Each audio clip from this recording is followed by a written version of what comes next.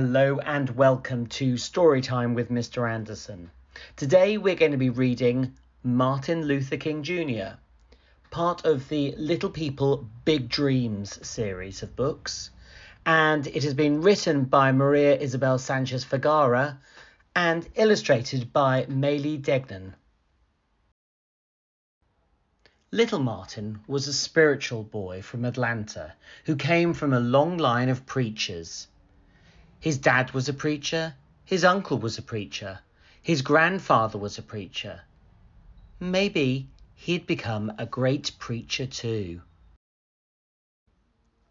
One day, a friend invited him over to play. Martin was shocked when he was asked to leave because he was black. That day, he realized something terrible was going on. This terrible thing was called segregation. It meant that public places, like restaurants and buses, had separate spaces for black and white people. Martin and his friend were sent to different schools. Martin believed that one shouldn't remain silent or accept something if it is wrong. He promised himself that when he grew up, he'd fight injustice with the most powerful weapon of all, words. Martin studied at universities in Georgia, Pennsylvania, and Massachusetts, where he read about Mahatma Gandhi, the man who had improved the lives of millions of Indians with peaceful methods of protest. When he finished his studies, Martin moved to Alabama and became a pastor of a church in Montgomery. Every Sunday, from his pulpit, he encouraged his congregation to speak up about the things that mattered.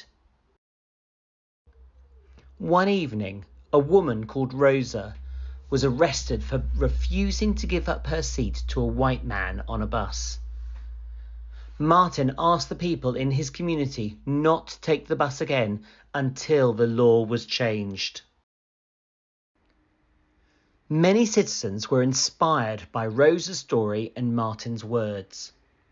Suddenly, buses were almost empty.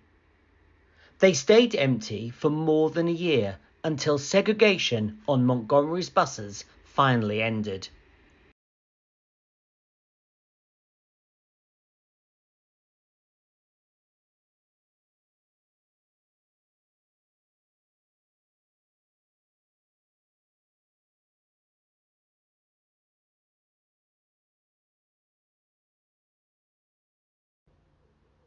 They were often attacked and Martin was arrested 29 times.